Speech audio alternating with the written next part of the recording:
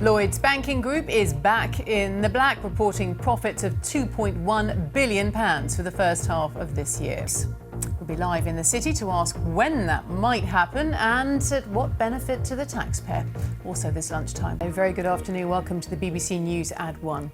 Lloyds Banking Group is back in the black for the first time in 3 years. The group, which is 39% owned by the taxpayer, has returned to profit, making £2.1 billion in the first half of this year. Well, that's compared with a loss of almost £500,000 in the same period last year. The news has prompted speculation that the government might sell its stake in the bank sooner than previously thought. Our business correspondent Simon Gompertz reports. OK, well, let's pick up on some of those points then with our business correspondent Ben Thompson, who's in the city. Well, what reaction then to all of this there?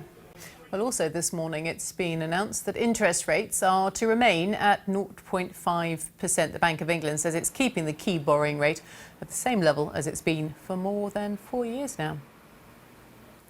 Parking charges and fines are providing huge cash surpluses for some English local authorities. Research by the RAC Foundation has found they brought in £565 million in 1 year alone. 8 of the 10 councils with the biggest surpluses were in London, as our local government correspondent Mike Sargent now reports. The Deputy Prime Minister Nick Clegg has described the murder of 4-year-old Daniel Pelker as vile and evil and said it should be on all our consciences. Yesterday, Daniel's mother and his stepfather were found guilty of his murder. Speaking this morning. Now, an inquest into the death of only the second soldier to be awarded a VC for bravery in Afghanistan has found that he was unlawfully killed by enemy attack. Lance Corporal James Ashworth of 1st Battalion Grenadier Guards was killed as he stormed an insurgent position in Helmand province last year. Our defence correspondent Jonathan Beale has more.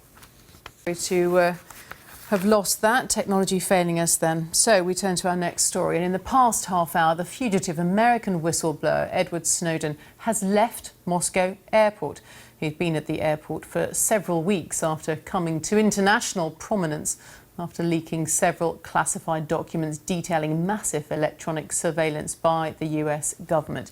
He had been unable to leave following the cancellation of his US travel documents by Washington. Reports say he just received the necessary papers to enter Russian soil. It's unclear where he's going, but observers in Zimbabwe say the presidential election there has been seriously compromised, in their words, with 1 million people unable to vote.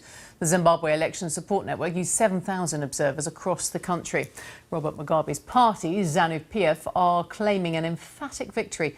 But Morgan Shangarai, Mr Mugabe's opponent, has described the election as a huge farce. Our correspondent Nomsa Maseko is in Harare with more.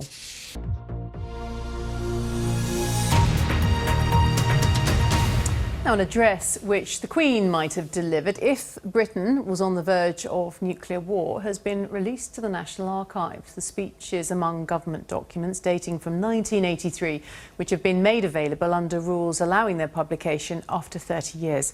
The secret papers also reveal that Margaret Thatcher blocked a young William Hague from becoming a special advisor to the Chancellor, denouncing his proposed appointment as an embarrassing gimmick. Ross Hawkins has more. Now, police are investigating after threats were made to a number of prominent female journalists on Twitter. The Guardian columnist Hattie Freeman, Independent columnist Grace Dent and Time magazine's Catherine Mayer were told that bombs had been placed outside their homes. Sarah Campbell reports. Now, when it comes to our television viewing habits, it seems we're heading back in time to a rather more traditional era where the entire family sat down together to watch the set in the living room. A study by Ofcom, their media watchdog, suggests fewer children now have televisions in their bedrooms and are joining their parents instead. However, it also seems instead of watching the one screen, we are multitasking on our personal devices, as Rory Kettlin-Jones explains. Good stuff. Now, thousands of police officers and firefighters are taking part in their very own Olympics. The World Police and Fire Games is being held in Northern Ireland over the next 10 days. It's the first time the event's taken place in the UK. There are the usual sports as well as some rather strange contests, as our Ireland correspondent Chris Buckler can now tell us. I confess, Chris, I hadn't known much about this event, but it's absolutely huge. Chris, right, thank you very much. We'll look forward to watching the results there, and also we're going to look forward to the third Ashes test because it is underway at Old Trafford. England won the first 2 tests, of course. A victory will ensure they retain the famous urn. Joe Wilson is at Old Trafford for us with more. Joe, thank you very much indeed. Let's see if the weather's going to go our way with John Hammond. Hello. Yes, on balance, Kate, yes, there'll be plenty of play, which I think is probably good news for England.